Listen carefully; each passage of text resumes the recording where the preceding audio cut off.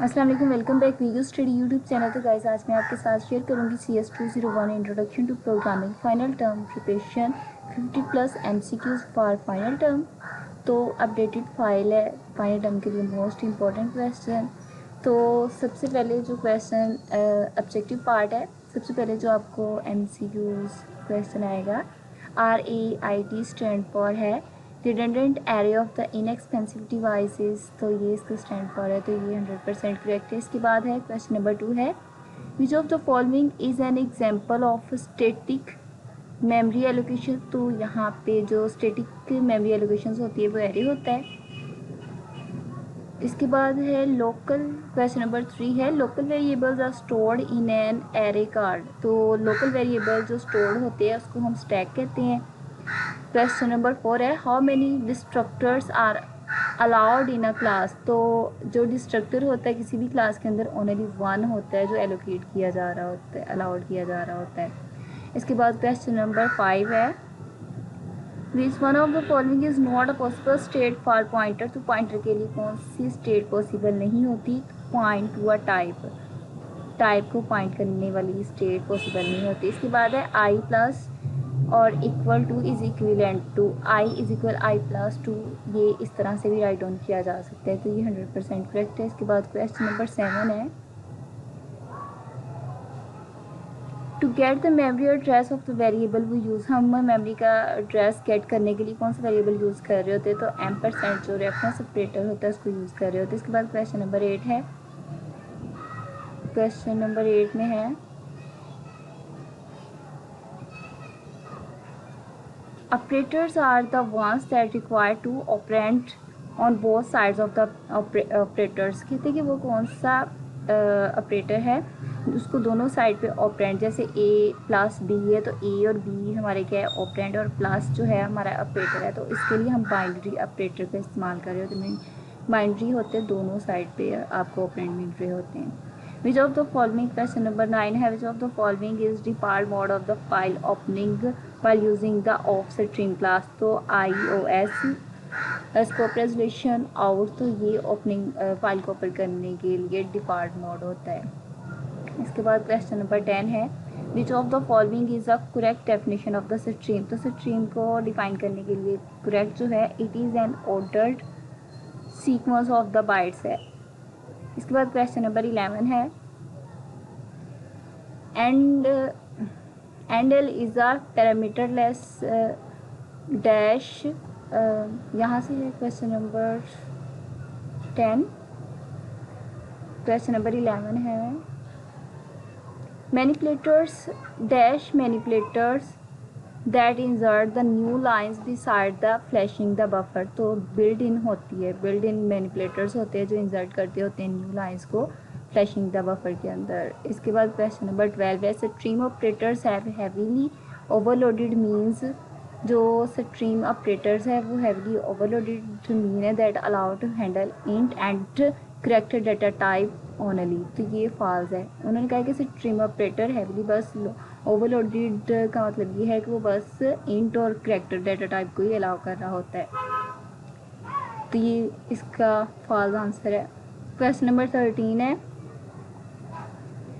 In the member initializer list the data members are initialize in order in which. कहते हैं कि member को initialise करने के लिए लिस्ट के अंदर डाटा मेंबर्स को कैसे हम इनिशलाइज करते हैं? From left to right, left से राइट की तरफ इनिशलाइज कर रहे होते। क्वेश्चन नंबर 14 है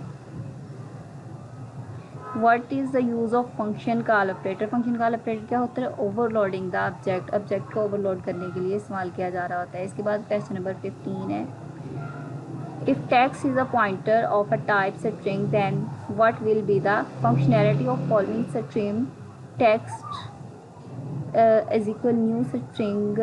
और इसको 5 एरे असाइन किया हुआ मीन एक नया लोगों ने कहा है कि हमने अगर टेक्स्ट नाम का एक पॉइंटर बनाया उसको हमने टाइप स्ट्रिंग देनी है तो किस तरह इसकी फंक्शनैलिटी होगी।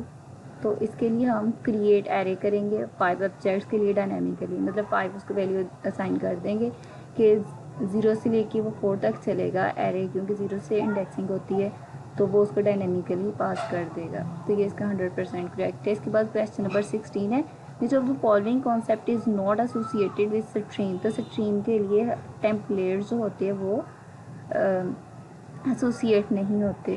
क्वेश्चन नंबर 17 है what will happen when the function call operator is overloaded. कहते हैं कि तब क्या होगा जब फंक्शन कॉल ऑपरेटर जो होते हैं ओवरलोड हो जाएँ। It will modify the object. तो फिर वो ऑब्जेक्ट को ही मॉडिफाई कर देंगे जिसको वो कॉल कर रहे होंगे। इसके बाद क्वेश्चन नंबर 18 है what will be the output of the following stream. ये जो वाली स्ट्रीम दी है सी आउट इंसर्शन साइन है सेट फिल और इसको ज़ीरो किया हुआ है। उसके बाद सेट W7 किया और इंसर्शन साइन 128 है।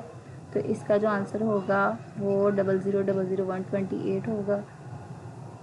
क्वेश्चन नंबर 19 है the life time of the static data member of a class is the life time of the dash. तो कहते हैं कि जो life time static data member होता है वो क्लास के अंदर लाइफ टाइम प्रोग्राम ही होता है।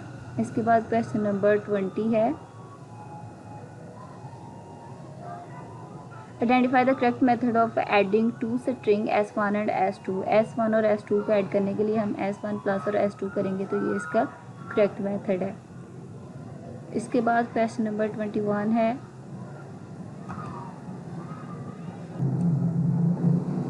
कहते हैं कि we can lead an array of the object without specifying. ये जो हम ब्रैकेट यूज़ कर रहे होते हैं if a class is not doing dynamic memory allocation internally. तो ये हमारा इसका फॉल्स होगा क्योंकि इस तरह नहीं हो सकता।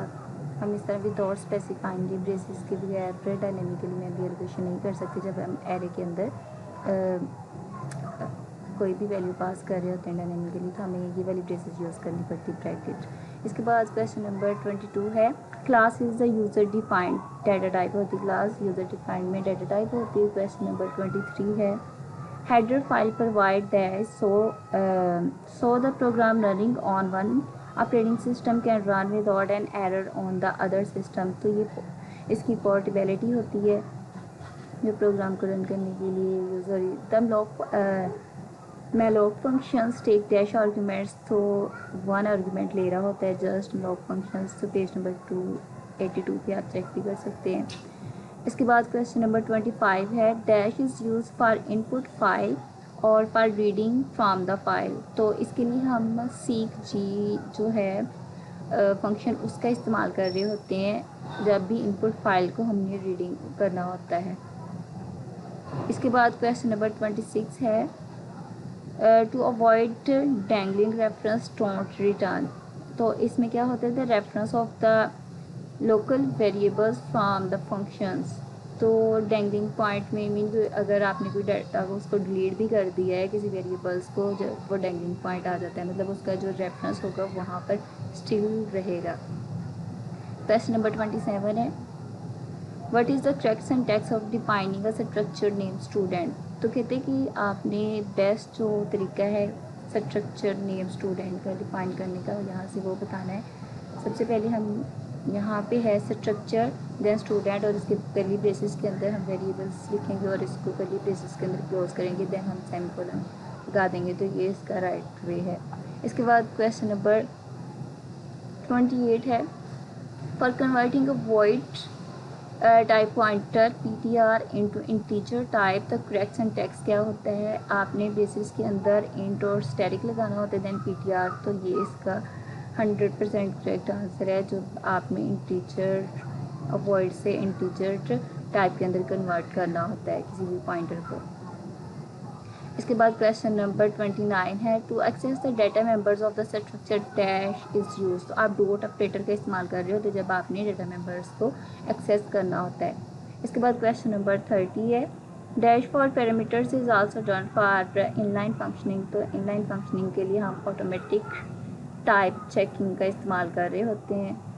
इसके बाद क्वेश्चन नंबर 30 है what is the other name for variables. तो वेरिएबल्स को हम एज सच प्रोग्रामिंग लैंग्वेज में आइडेंटिफायर्स भी कहते हैं और C++ में ये कहते हैं। इसके बाद क्वेश्चन नंबर 32 है with the use of the dynamic allocation of memory the system resources can be used efficiently. मतलब उसको डायनेमिकली जितनी भी उसको ज़रूरत है उतनी किसी भी प्रोग्राम में वेरिएबल्स को मिल रही है या कोई एरे वगैरह आप स्टैक बना रहे तो फिर वो एफिशिएंट वे में वर्क कर रहा होगा। उसके बाद क्वेश्चन नंबर 33 है, the object code of our program is combined with. कहते हैं जो ऑब्जेक्ट कोड होता है उसको हम अपने प्रोग्राम के अंदर कैसे कंबाइन कर रहे होते हैं। Object code of the library function जो होता है उसके थ्रू हम उसको कंबाइन कर रहे होते हैं।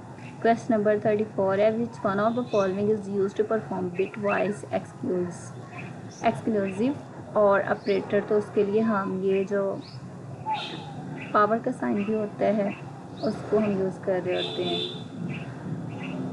क्वेश्चन नंबर 35 है, what can the resultant number when you and two numbers 12 और ये एंड के लिए 8 bit wise using and operator. तो उसके लिए आप इसको 8 इसका रिजल्ट आएगा।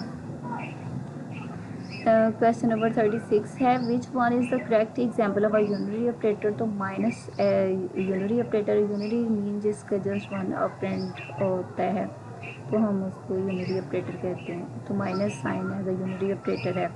इसके बाद क्वेश्चन नंबर 37 है, object code is the machine code but it is not dash and dash. तो ये क्या होता है, रीएलोकेटेबल होता है और एग्जीक्यूटेबल्स होता है जो हमारा ऑब्जेक्ट कोड होता है, क्योंकि ये मशीन लैंग्वेज में होता है। इसके बाद क्वेश्चन नंबर 38 है, the concept of a friend function negates the concept of encapsulation. Mean कि अगर आपका ए फ्रेंड है बी का तो वो ए की सारी इन्फॉर्मेशन ले सकता है, इनफैक्ट बी की ए इन्फॉर्मेशन नहीं ले सकता क्योंकि बी ने ए को अपना फ्रेंड बनाया हुआ है। तो इनकैप्सुलेशन मीन डाटा को हाइड करके रखता है। इसके बाद क्वेश्चन नंबर 39 है, constructor is it self a dash of the C++ and dash. The function है, कैन बी ओवरलोडेड भी है। इसके बाद क्वेश्चन नंबर 40 है, पब्लिक और प्राइवेट कीवर्ड्स कैन बी। तो ये हमारे जो होते हैं return multiple times in the class और स्ट्रक्चर डिक्लेरेशन। जब हम इसको प्राइवेट और पब्लिक को मल्टीपल टाइम्स क्लास में लिख सकते हैं और स्ट्रक्चर इसका भी डिक्लेयर कर सकते हैं। क्लास ऐसे स्ट्रक्चर ही होती है। क्वेश्चन नंबर 41 है, विंडो ऑपरेटिंग सिस्टम में it set takes memory from. तो मेमोरी जो विंडो ऑपरेटिंग सिस्टम होता है वो हीट से ले रही होती है। इसके बाद क्वेश्चन नंबर 42 है, the friend keyword provides access dash. तो in one direction only friend functions, क्योंकि मैंने आपको भी बताया कि ए जो है वो बी का दोस्त है, तो ए की सारी इन्फॉर्मेशन बी के पास होगी, बी की इन्फॉर्मेशन ए के पास नहीं हो सकती क्योंकि ये वन वे वर्क कर रहा होता है। इसके बाद क्वेश्चन नंबर 43 है, the function overloading requires the argument list to be different. Function overloading में आप आर्गुमेंट ज़्यादा पास कर सकते हैं, जैसे नेम, स्टूडेंट का नेम हो सकता है, उसकी एज, मतलब इसे भी ज़्यादा 3-4 जो भी आर्गुमेंट पास करना चाहिए उसको। इसके बाद क्वेश्चन नंबर 44 है, initialising the data member with in the class. तो क्लास के अंदर किसी भी डाटा मेंबर को इनिशियलाइज करना एक सिंटैक्स एरर होता है। इसके बाद क्वेश्चन नंबर हमारा है 45, by writing a file .ckg ISL 15L ISO scope resolution CUR are moving. तो ये 15 bytes in the forward direction starting from the current position से अपनी वो 15 बाइट्स को फॉरवर्ड करना स्टार्ट करती है। इसके अकॉर्डिंग ये जो इसका फाइल है CKG 15L IOSC scope resolution CUR current में। इसके बाद है हमारा question number 46, which one is not true regarding structure. तो ये हमारा होता है बोथ बी और C. We can not declare pointer to the structure और we can take the size of the structure. उसके बाद क्वेश्चन नंबर 47 है, we use dot operator to access the data member of both dash and dash. कहते हैं कि आप dot operator के through data members को एक्सेस कर सकते हैं बोथ नॉन ऑफ दैम, इनमें से कोई भी एरर स्ट्रक्चर यूनियन एरर्स और यूनियन स्ट्रक्चर, इनमें से किसी को भी आप एक्सेस नहीं कर सकते। इसके बाद क्वेश्चन नंबर 48 है, मेमोरी। क्वेश्चन नंबर 48 है, the memory allocation in C++ is carried out with the help of. तो मेमोरी एलोकेशन C++ में हम किसके थ्रू कर रहे होते हैं, न्यू ऑपरेटर्स के थ्रू। इसके बाद क्वेश्चन नंबर 49 है, a is equal a plus 1 can be return as. तो a प्लस इज इक्वल 1 भी हम राइट डाउन कर सकते हैं, मतलब ये करेक्ट आंसर है इसका। अगर इसका हम दोबारा ऐसे लिखना चाहें तो a=a+1 आएगा इसका आंसर। इसके बाद क्वेश्चन नंबर 50 है C++ वाज डिवेल्प बाय, तो ये वर्जन स्ट्रॉप ने डिवेल्प की थी। क्वेश्चन नंबर 51 है how many bits from a byte, तो 8 बिट होते हैं बाइट्स के अंदर। इसके बाद क्वेश्चन नंबर 52 है the difference between pointers and references is the dash. कहते हैं कि पॉइंटर और रेफरेंसेस जो होते हैं उनके अंदर आपने डिफर करना है। We can not do arithmetic with operator, तो हम इनके साथ अर्थमेटिक ऑपरेटर नहीं दे सकते जो हमारे रेफरेंसेस और पॉइंटर्स होते हैं। Arithmetic operator plus minus asterisk divide और मॉड्यूलस वगैरह जो होते हैं। क्वेश्चन नंबर 53 है the dash is the increment operator in C++, तो ये प्लस प्लस जो है ये इंक्रीमेंट के लिए इस्तेमाल कर रहे होते हैं हम इसी लैंग्वेज के अंदर और भी दूसरी जो लैंग्वेज है। क्वेश्चन नंबर 54 है कंस्ट्रक्टर हैज़ अ डैश, तो the same name as of the class, तो कंस्ट्रक्टर जो होता है वो जैसा क्लास का नेम अगर स्टूडेंट है तो वो ओबियसली उसका जो कंस्ट्रक्टर होगा वो स्टूडेंट नाम का होगा। तो इसी तरह जो क्लास का नाम होता है वही कंस्ट्रक्टर का नाम होता है। क्वेश्चन नंबर 55 है we can not use dash pointer for storing and reading data from it, तो नल जो होता है पॉइंटर उसको ना तो हम स्टोर कर सकते हैं रीड डाटा कर सकते हैं क्योंकि उसमें नल वैल्यू होती है। इसके बाद क्वेश्चन नंबर 56 है the new operator automatically determine the size of the memory required to store that object so it does not need. कहते हैं कि न्यू ऑपरेटर को हम ऑटोमेटिकली डिटरमाइन तो कर सकते हैं साइज़ के लिए किसी भी ऑब्जेक्ट जो हमने देना होता है जैसे वेरिएबल्स वगैरह बना रहे होते हैं इट डज़ नॉट नीड, तो साइज़ ऑफ ऑपरेटर की हमें ज़रूरत नहीं पड़ रही होती।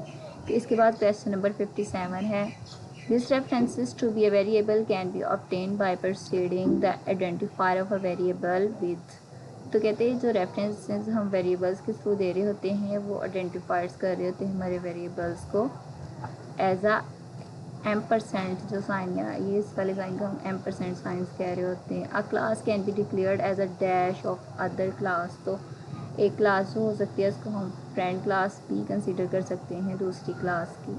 इसके बाद क्वेश्चन नंबर 59 है the member of a class declared without any keyword are dash by default, तो प्राइवेट तौर पर हम किसी भी मेंबर ऑफ द क्लास को डिक्लेयर नहीं कर सकते। The member of a class declared without any keyword are private by default, तो प्राइवेट हमें करने की ज़रूरत नहीं होती मेंबर्स को डिक्लेयर। इसके बाद क्वेश्चन नंबर है हमारा 60 look at the statement given below in ampersand A and tell what will be happen, तो compiler will generate an error A declared as reference but not initialize, हमने इसको A को as like ampersand pointer declare तो कर दिया लेकिन इसको हमने अभी इनिशलाइज नहीं किया, तो इसलिए हमें जो कंपाइलर है वो एरर देगा।